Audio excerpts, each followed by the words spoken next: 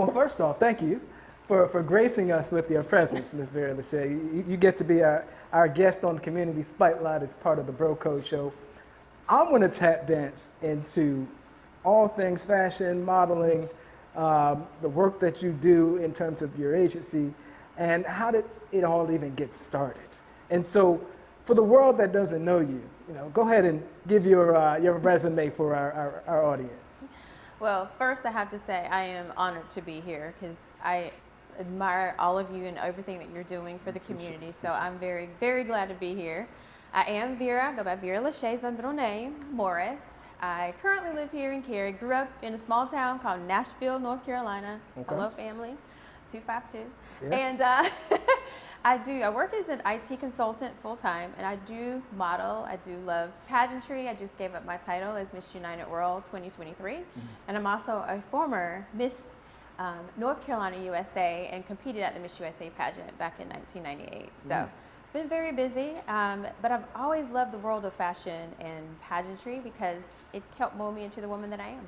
Welcome to Community Spotlight, brought to you by Bro Code TV Productions and hosted by the Bros. Join us on this dynamic journey as we shine the spotlight on local agents who are making a profound difference in their communities. These remarkable individuals bring creativity, wellness, and purpose to the forefront as they tackle challenges, nurture their families, and celebrate successes. In each episode, we explore their unique stories and initiatives, offering an inspiring glimpse into the world of community transformation. Get ready to be inspired by those who are leaving an undeniable mark on their neighborhoods. Tonight, we will be highlighting Vera Morris. Vera is a true queen, especially in the world of pageantry and fashion. Vera is truly passionate about her community and family, serving as the founder of Treasure Your Chest, a nonprofit providing awareness and support for those challenged with breast cancer. Sit back, relax, and enjoy the show. Now, I've seen I think it was on the Learning Channel, the whole story about the kids growing up in pageantry and their parents. Was that how your life was like? So I think I was more of a late bloomer in pageantry because, some of those kids started their babies up. Yeah. I think I was just in high school when I started. And actually, my mom got me in modeling school when I was, I'd say about 11 or 12 because I was very shy. And she was like, okay, we got to get your personality out somehow. So she signed me up, took a modeling class, loved it, learned some self-confidence. And next thing you know, I did a pageant in high school. It was the Junior Miss program, and I did it for scholarship money, to be honest with you. That was the reason why I did it. And fell in love with it and just kind of once you're in pageantry, it's hard to get out. Is what I always say. So that kind of started my journey in pageantry. So I would say when I did that pageant, I was 15 or 16. So I was a late bloomer, considering some people start when they're younger.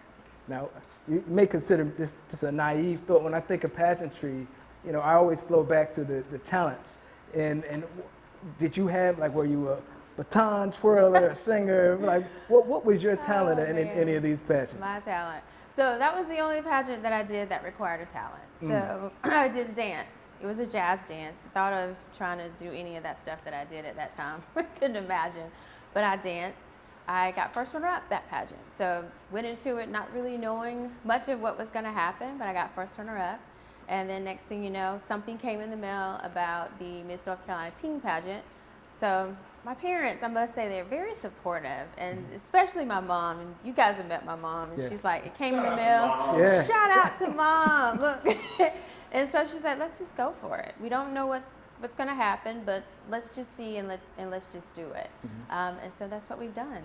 That's how I started. Pageantry was tough, though, back in those days. Let's say in those 90s, because at the time we really didn't have a lot of black women that were title holders. I think the very first one that I remember was Vanessa Williams. She won Miss America. And then when she resigned, it was a black woman from New Jersey that took that role after that. Yep. But for me, the first time I saw a black woman compete and made me really want to continue on was Halle Berry. Halle Berry was Miss Ohio USA, competed at Miss USA, and got first runner-up. She didn't win, but that night when I saw her compete, I felt like she won because I was like, there's someone that looks like me. Because like I said, you really didn't see a lot of black women in pageants, or they were there, but they just weren't recognized. So seeing her it didn't matter that she didn't win, because look at her now. Yeah. So, and the person that won that year, didn't really hear anything else from her. So to me, the biggest key component for pageantry, especially in our household, of course you want to win, but it's always been about the journey. What are you going to learn about yourself along the way to getting that crown? And so that's how my parents and I always looked at pageantry, because it was tough. And when I first did Miss North Carolina USA pageant, there had not been a black winner. So I went into this like, okay, this is a challenge, but I'm up for the challenge. So a young woman named Crystal won Miss North Carolina USA in '97. And I told my parents, I said, I want to go for it. I want to go for it again, because the first 2 years I did it, I didn't even place, didn't even make it into the top 15. But being the type of woman that I am, I said, I'm going to go for it. So I went for my third time. I was getting ready to graduate from the University of Georgia. So I was like, all right, I think it's the right time. I have the experience, I'm ready. And so that's what I did. It was my last year, but so many people told me I should wait. They said they just crowned a black woman, very first one in North Carolina. You should wait, because they're not going to crown another one. So me being me, I said, but I don't look like her. That's Crystal, I'm Vera. Right. So I got me a coach. I did what I needed to do, and I won it. I went in there and I won it. And I was super, super excited about that, because I feel like I became a part of a legacy that I created.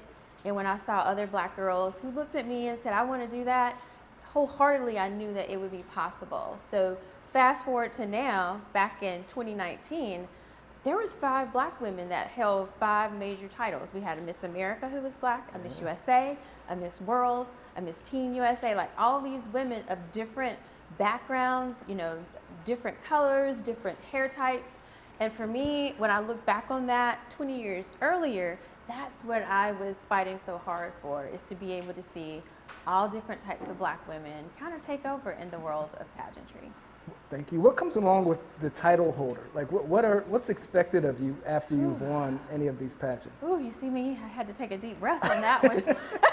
There's actually a lot of work. So I did the Miss North Carolina USA pageant, but then fast forward here, last year I won Miss United World 2023. It takes a lot of work. So with the prep, there's fitness, you gotta make sure you eat right, you gotta make sure your stamina is up, because you're busy, you're gonna be very busy. It's public speaking, so you're out making tons of appearances. For me, especially this time, my passion is breast cancer awareness, so I had to wear my pink today. Yep. So for me, it was being able to go out and use that title as my megaphone to reach more people about the importance of breast health. But doing pageants as a woman now who has a full-time job, it takes a lot. So I have several calendars, appearances, parades, you do get to hold cute babies and things like that, but it's a lot of work. And I think people just see the final touch. They see the pretty pictures, but they're not seeing the behind the scenes of me staying up late, at night, still trying to do my job, still trying to make sure I book other appearances. They're not seeing all of that goes into it, but it's so worth it, because it really does help mold you, like I say, to being a stronger individual.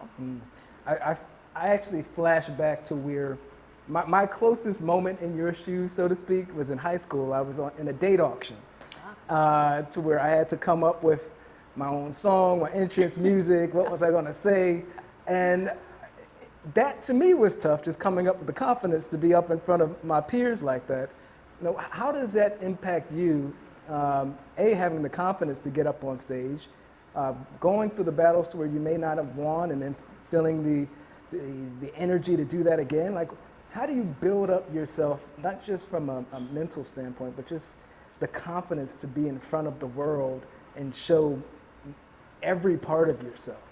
It can be really tough, and I think it is up here. Because if you don't believe in yourself, nobody else is going to do it. I tell anybody that does a pageant, know your purpose, know your why. Because if you go into it not knowing your why, you're going to be wasting your time, I think, in essence, because you're not going to get anything really out of that experience. So every time I would go on stage, I knew exactly who Vera was. So that's why I said, to me, a loss was a win. I didn't always win. I competed at Miss USA. I didn't win Miss USA. And then here it is 20 years later. I want to get back into pageantry because I was going through a really difficult time in my life. So I said, what is the one thing that I can do to help me redefine who I am? that's pageants. And going back into it, like I said, in your 40s on top of that, I was like, what have I done? This is crazy. But like I said, it's about the journey. So being able to go onto that stage is all about being able to know who you are, know your why, know your purpose, and know that at the end of it, regardless if you win the title or not, it's okay. Because the first pageant I did in 2018, didn't win it, got second runner-up. Went back again, 2019, did another one, top 7. Went back again and did another one, second runner-up. Went back and did another one and won it. So to me, everything's about God's timing. But each time that I did it, I learned a little bit more about myself. How do you balance your responsibilities? Because pageantry isn't all you do. You have the consulting thing. You have your own business enterprises. Yes. How do you manage your lifestyle around all that? You know what? We were just talking earlier. I'm still learning how to balance it all.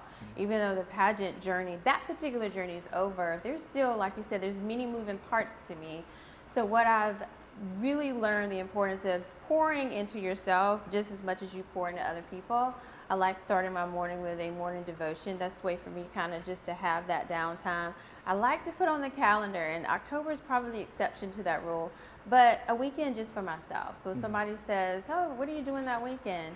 I have plans to be with Vera, you know, so I feel like it's important to be selfish. In a selfish way, in terms of that, is take time for yourself, because I can't help anybody else if my internal tank is empty. Okay. So thank you. So Miss United World 2023. Yes. You're experiencing all sorts of success out of pageantry, but what do you want to do? Like, what's your ultimate goal if you stay in that lane? Like, do you want to be Miss World, Miss Universe? Like, So that was the ultimate title. So I went in there as Miss North Carolina United World to compete for that international title. Won that international title, and super excited because this was going to be my last pageant. Regardless if I won it or not, it was going to be my last pageant. But thankfully now I'm going to be a coordinator. So now I'm going to be a coordinator for our current queens and also for the delegates. So even though I'm not going to be competing anymore, I'm still going to be a part of it. I will always be a part of pageantry. Just like I said, it's been such a big piece to my life and such a big piece into making me who I am. So I still want to be a part of it and be able to encourage other women and girls to also be a part of it. thank you. Well, we're going to pay some bills real fast on the Broco Show, but I appreciate you sharing just that small glimpse of your world. Well, thank you. Thank you. Discover the pinnacle of visual storytelling experiences with Broco TV Productions.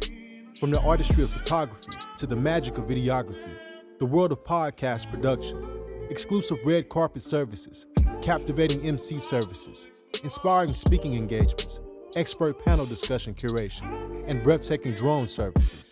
The Bros have you covered. Elevate your events and storytelling with us. Contact Broco TV Productions now at 919-714-9905 and be a part of our incredible journey at www.brocotvproductions.com. We're here to make any room better. So Vera, we're back, and before we get serious, let's talk about pet peeves. Okay. We all have them, and I'll start. I do not like when people eat my leftovers out of the refrigerator. Like, that's really like a non-negotiable. Do not touch that food, because I put it in there for a reason, right? How about you? Oh man, that's a good one. That would have been a great one when we worked in the office. But my biggest pet peeve is when people do not give me a heads up about stuff. It drives me insane, especially if they've been knowing it.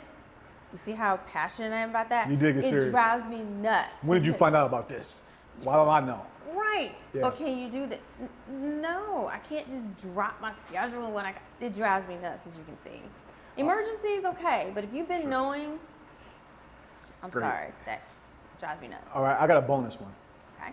I do not like when people don't do what they say they're going to do.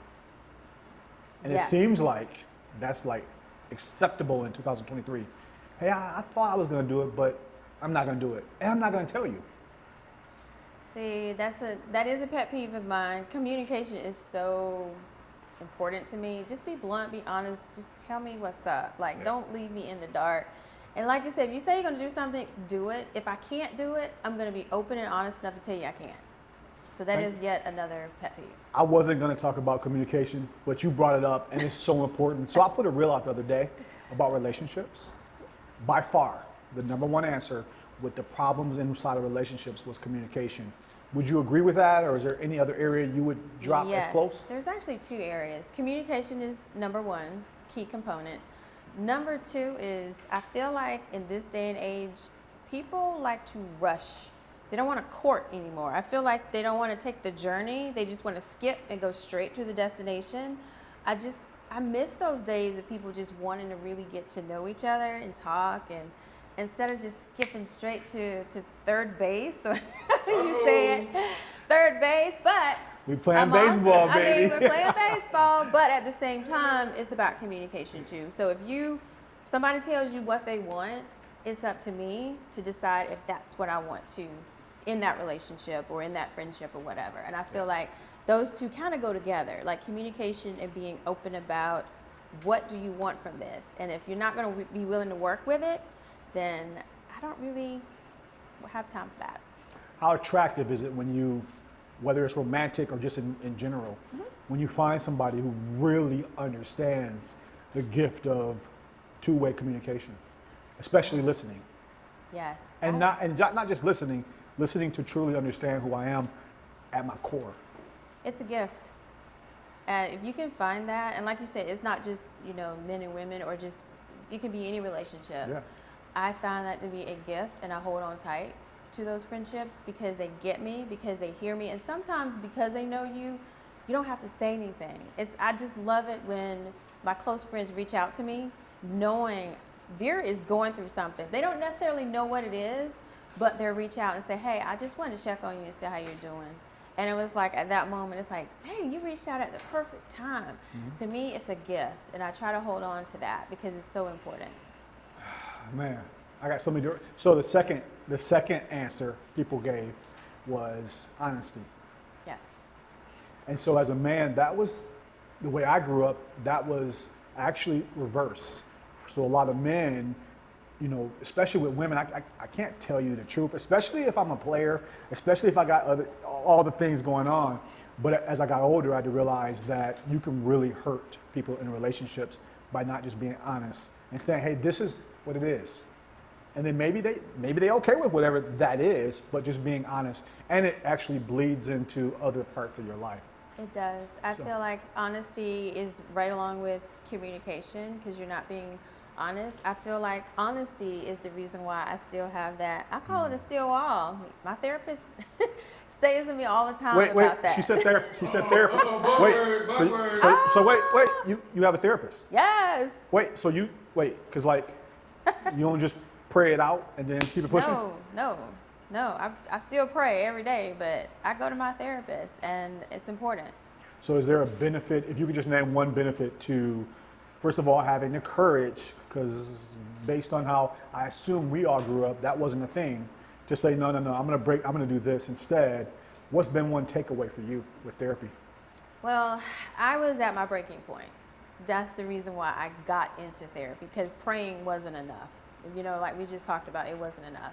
I was on a plane and literally had a breakdown. That's how I knew. I was like, I need therapy. I Google searched Christian therapist because I needed somebody to have the same core values as myself. And when I walked into that room, at that moment, that peace that I was looking for, I began to have. Because I always say this, I lost the reflection of myself in the mirror. It seemed like every day I just lost a little bit of myself. So I was like, I gotta go to therapy. I gotta fix the past, because the past is bleeding into who I am right now, which was the problem. So my biggest takeaway with therapy was, you gotta live for yourself. She told me I was not making myself happy. I was trying to find happiness in all these other people, which is why my relationships didn't work out. But I think the person that I am now would not be attracted to those people anymore. And honesty was one of those things. And I was an honest person, but I was also afraid of expressing my honesty, if that makes sense. So honesty can be different. Like when I was in a relationship, sometimes I would be afraid to express my feelings, because I was so worried about, if I say this, I'm going to upset him. when the truth of the matter is, I didn't like where the conversation was going. So I think for me, I had to be more open about my honesty and know that regardless of his feedback, what I was saying was okay. Thank you for sharing. First of all, thank you for being vulnerable. People need to hear it. Are you in a space now where the fear of loss, like if I can't tell you my truth, then why would I want to build a life with you? Absolutely. I have no problem with that anymore. Like I just, if you're afraid of therapy, don't. I encourage everybody to go to therapy like you would go to the doctor. You know, if you have heart problems or anything else, you know, go see them, because as you see how excited I am, that therapy it's been 7 years now.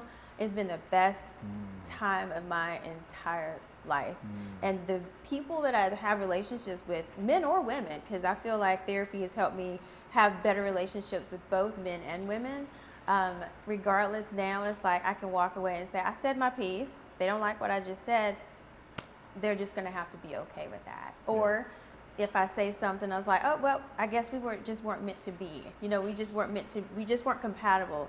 And I'm okay with that. Whereas before, it used to wear me down, worried so much about what other people would think. And then that's when we talked about boundaries, like your post about boundaries. My therapist compared me to a house. And she said, you're letting everybody run all over your house. They're everywhere. And you're just standing there letting it happen because you don't have any boundaries. And she said, you need to kick people out of your house and invite people into your space. So that story, that stuck with you?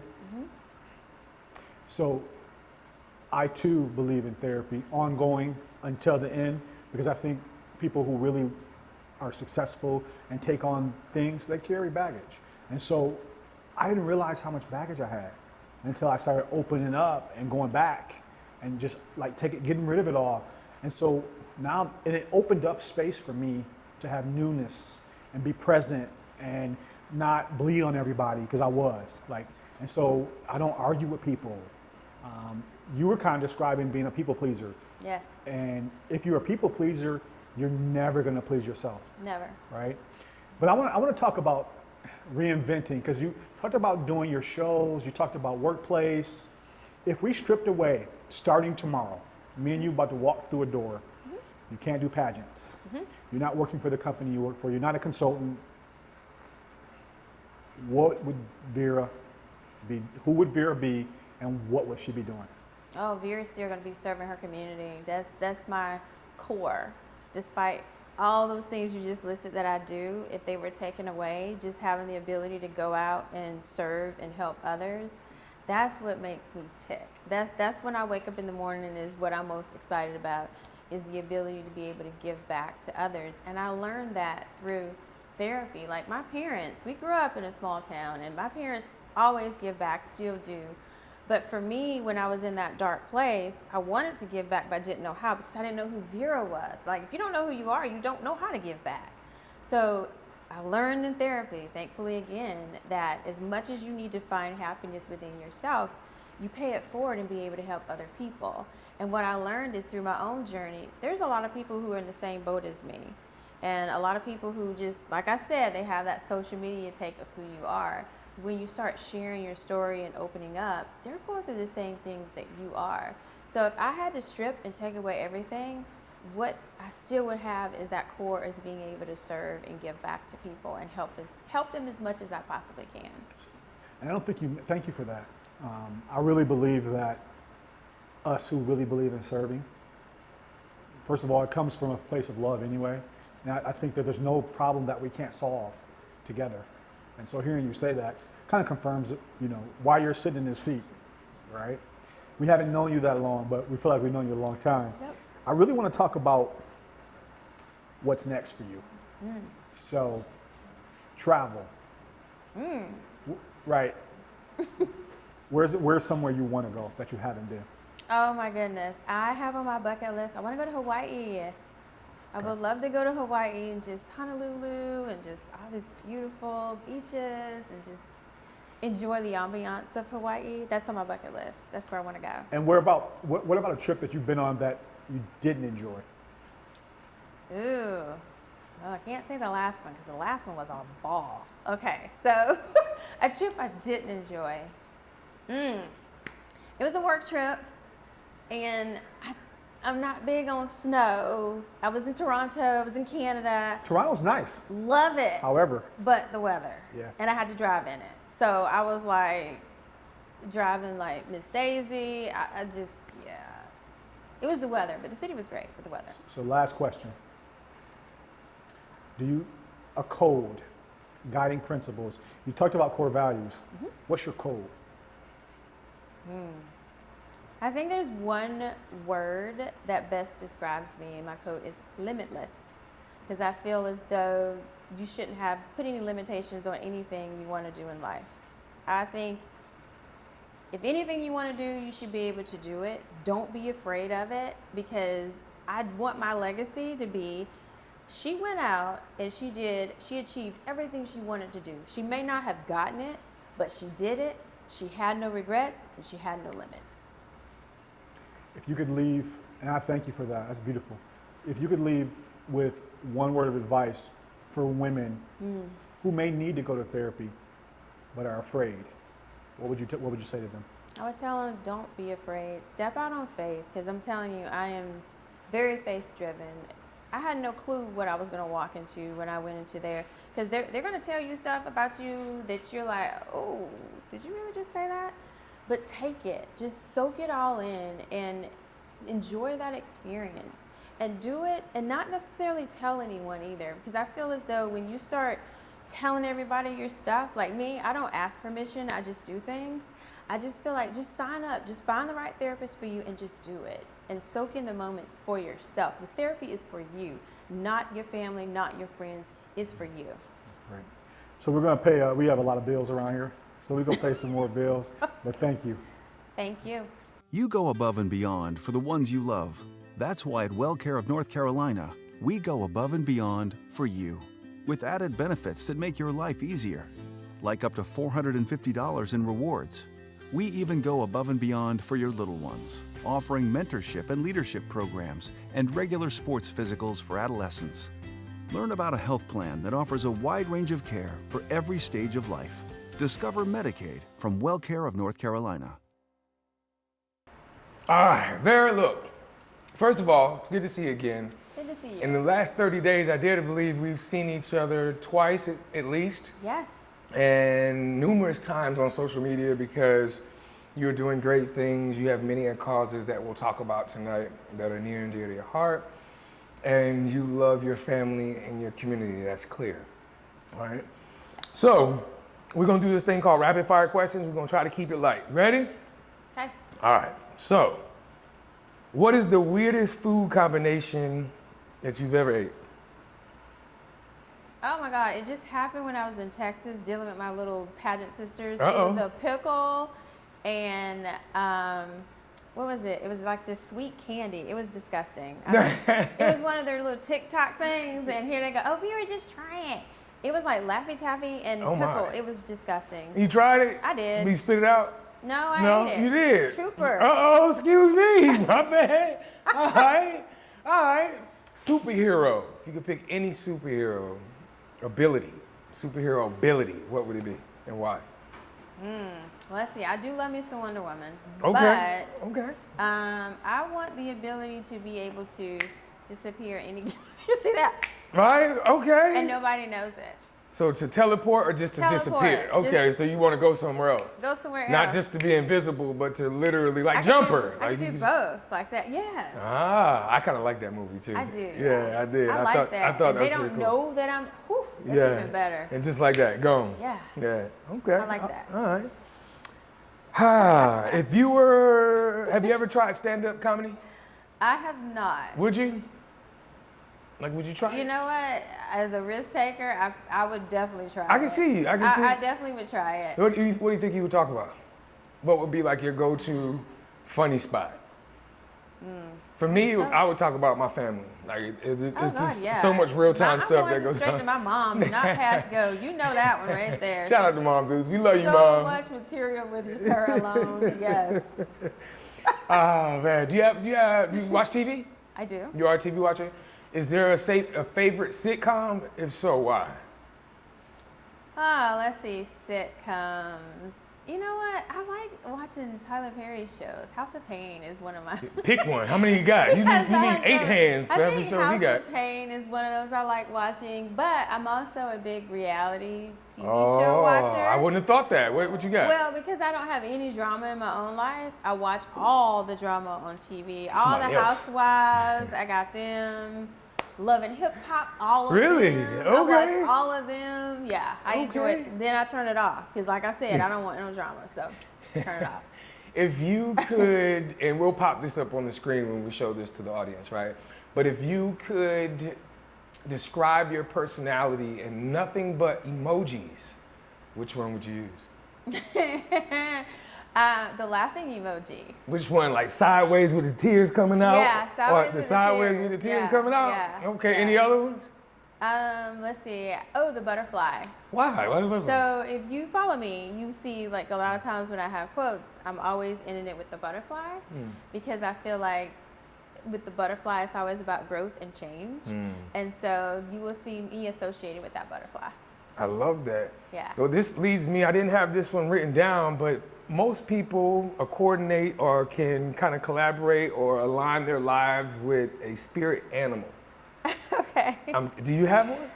A spirit animal. Like I'm a lion all day long. All day long, a Right? lion, My huh? nature, my mannerisms, my behavior, my outlook and mindset Yeah. towards my goals. I think my spirit animal is a peacock.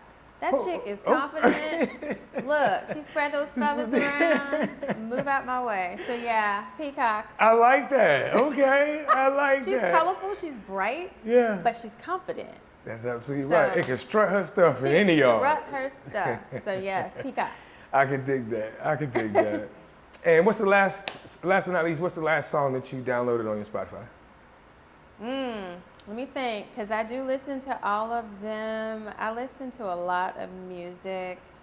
Oh, the last one was P. Diddy, Sean Combs. He has so many names. There's a song on his new album he had with Justin Bieber called Moments. So I listened to it and I downloaded it. It's pretty good. I love it. Well, I appreciate that. That's rapid fire questions. Childhood, where'd you grow up? Grew up in Nashville, North Carolina. Shout out to the 252 right outside of Rocky Mount, about an hour east of Raleigh. That is, you know, with the work that we do in Wake County, oftentimes Eastern Wake is forgotten. Yes. You know, they say the further and further you get outside of the Beltline, the less and less the resources. Yes. How did that impact, if at all, your life as you were growing up? Oh my goodness. You know, I wouldn't be where I am without my hometown. I'm glad I grew up in a small town because we really got to know each other. You know, everybody kind of knew everybody. So I had mom and dad, but it was a village of people, I feel like, helped bring me up and get me my core values. So I just love that small town vibe. They're so supportive, like no matter what I do. Yeah. My hometown has always had my back. So I'm always trying to go back home and make sure I give back. I love that. What I have seen looking into your social media, Yes. as well as just being around you as a person, that you have really grasped on to what it means to have the heart of a servant. Yes. Like my mentor always would impress upon me that the true definition of ministry was to be able to put other people's needs before your own wants. A sense of selflessness, and that's not always easy. No. Matter of fact, in most cases, it's not, because it no longer becomes about me, Right. right? It always has the character and the help of someone else. How did that become important to you? It makes me feel full, to be honest with you. For me, my service really began when I lost a family member to breast cancer. And then shortly thereafter, I lost another friend who was in her 30s. And it became to be just like a cycle of losing friends or they're being diagnosed with breast cancer. So I say about 2015, I joined Komen. I started doing Komen races. I was running those 5Ks. You got to break that down. I make believe I have no clue what you just said. So That was an Susan- acronym. Was that? Tell the people what the acronym Susan is. G. Komen has this 5K. There are races every year, the Komen race. So I became an ambassador with them just so that I could give back. Because for me, I was internalizing all of this pain simply because I felt like I couldn't do anything. Yeah. And so for me, being able to give back was my way to not only honor those that I lost, but to try to help save a life and try to encourage other people to give back. And community service, I feel like, is the easiest thing you can do in your life. I just wish more people would be a part of it. And it just a little bit of your time is all it takes to pay it forward. Because I didn't make it in my life without seeing other people. Like I said, I saw my parents giving back in our community. And for me, being able to do that and give back and just help any women and men, just because of using my voice, I've been able to bring so many groups of people together to talk about the importance of breast health. So that really does mean a lot to me. We want to talk more about breast health. Obviously, you have on pink. We saw you at the walk, you know, for breast cancer earlier. So we definitely want to get into that. But before we do that, I'd love for you to share with our listeners that special relationship that you have with your mom. Oh, Like, talk to us more about that, how important that is in your life and how that shaped you. Man, she is a ball of fire, as you know. So I love my mom because I've watched her work hard her entire life. Like my mother, she retired from Abbott Laboratories, and you know, she was a hard worker every day. And then I would stay at my grandmother's, and then she would come pick me up, you know, after school. And Dad was the same way too. Both of them were hard workers. They both retired. They earned that. But she was the woman I always looked up to because as a strong Black woman that she is, she's very vocal. She's always been that way. So I had the best role model to grow up with, but she's funny. And like I said, she's a big heart. So she's always trying to think of ways to try to help other people. So that's why I love my mom. And I think as I got older, I respected that relationship with her even more because I feel like when college years, those early 20s, I was stubborn. You know, I got to figure things out on my own and no, you know, mom's advice, don't want to hear it. So it's fun when she loves this, when I come back and say, you know what, Mom, you remember when you told me ABC? You were right. I know I was. But that's the value that I loved the most about her is that spunkiness, just tell it to you straight. And I respect that because like as a strong Black woman, she always told me you got to give 100%. Like give 100%, and that's how I grew up, and that's how I am now. I love it. I love it. You used the word advice when you were saying that. Is there a piece that you could take away that your mom has shared with you that you could share with our listeners that meant the most to you? Yeah, I think Mom would always tell me to just go for it. Like she's really big on that, you know, never giving up, keep the faith. Anytime you talk to my mom, she's gonna say, put God first and keep the faith. So that's the biggest advice she gave me was to put God first and keep the faith, and you're gonna be okay, no matter what. Yeah, earlier in the conversation, we talked about the importance of breast cancer awareness and how it's played a part in your life. Talk to us about, is it Treasure Your Chest? Treasure Your Chest. Talk to us more about that. Yes.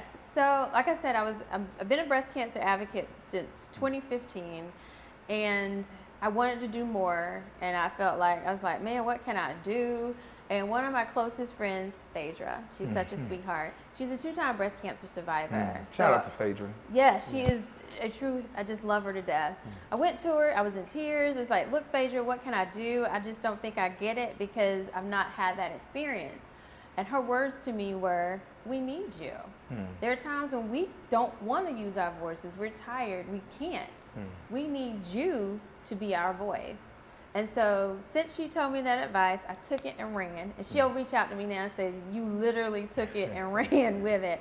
And I did. I said, I want to be the voice to those women who may not feel like it, or they're tired, or they're going through chemo, don't want to talk about it. So I want to be the one that can do it. And then I had a coach, because I was preparing for a pageant, said Treasure Your Chest. And I was thinking about using Treasure Your Chest as a scholarship, a way for me to raise money to get women mammograms. And she stopped me in my tracks and says, no, that should be your core. It's way bigger than that. It's way bigger than that. So I took that, and then I think it was last March, a little bit of money I had in my account, I said, we're going to make this a nonprofit. That's what I did. I called my parents. I said, look, I'll be broke for a little bit, but it's worth it. I'll get it back. And so that's what I did. That's how I started Treasure Your Chest, and it's just been great. It's just a way for me to be able to partner with other organizations as well. Because I want to be able to fund for a mammogram for anybody who's uninsured and those who are under 40. Because nowadays, if you're under 40, getting a mammogram, you have to pay for it out of pocket. So which that's can be what Treasure expensive. Your Chest does. Treasure That's Your their Chest mission, does. is My to make sure mission. that you can fill that gap. Fill that gap, get that mammogram, and if it comes back that you have breast cancer, I'm going to refer you to Pretty in Pink, a great organization here in Raleigh. So for me, it's just being able to partner with these organizations. So no matter where you are in your breast cancer journey, somebody will be there for you every step of the way. That is amazing. Before I go, I love for you to speak life into people about that voice. Like you said something so powerful. That's why this platform started, was to create a voice. But we didn't know that what was selfish, meaning that we were creating our own voice, but when we started to create a voice for others, that's when it took off. So how did you create the confidence? The young ladies that were dealing with cancer needed your voice to advocate. That's basically what you're doing. Right? So how important is that? How can you speak life into others to stand in that gap? Well, I took the pain that I was feeling and turned it into my passion, into my life, into my purpose. And that was it. I was like, at the time that I started using my voice, I wasn't using it at all for any part of my life. Sure. And that was the problem, was my therapist said, you need to start using your voice, not just for yourself, but you talk about breast cancer, how much it hurts you, express that, like be vulnerable. And I think that's the key to using your voice, is being vulnerable. It's nothing easy about sharing your journey. But for me, if it helps somebody else, then it's worth it, because that's what it's all about. So being able to use my voice, it's a lot of work. As you see, I hustle. I mean, I went from the walk to over to Michael Kors, like I'm all over the place. Because I know at the end of the day, if I can save just one life, then I know all the work that I'm doing is not in vain. Let the people know how they can connect with Treasure Your Chest. Is there a website, maybe an email or Instagram? Yes, so all of the above. So their website is www.treasureyourchestinc.com. There is on Instagram, there's Treasure Your Chest, you'll see me, there's Vera Lachey, there's me there's Vera Morris, there's veramorris.com. So there's plenty of ways that you can reach me, plenty of ways that you can make a donation. If nothing else, just go out and help and use your voice, because I say the only way we can end cancer, period, until there's a cure, is if we try to keep each other abreast of everything that's going on, and early detection is key. So we have to open up, use our voices, and make sure that we advocate for ourselves. Well, thank you for joining the Community Spotlight here on the Bro Code. We'll be back.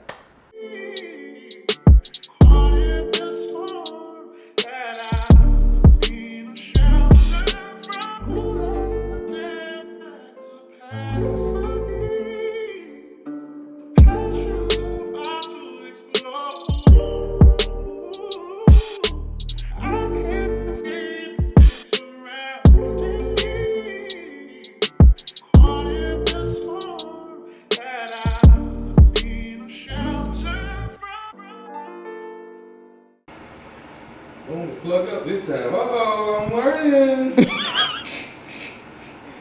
How you doing, young lady? How you doing, young lady? I'm doing great. How are you I doing? am fantastic. Tell the people your name. I am Vera Morris. I'm an IT consultant. I also work as a model, and I'm the nonprofit called Treasure Your Chest. Awesome. You just got off of the dopest TV show in North Carolina, the Bro Code Show, produced by Bro Code TV Productions. Tell us your experience. Man, I had the absolute best experience. You guys really had a chance for me to express and say some things I probably never had said before. So I was very, very glad to be able to do that and know that I can walk away and help somebody, and that's because of you. Another one. Appreciate you sharing. Thank you. Y'all are great. Boom.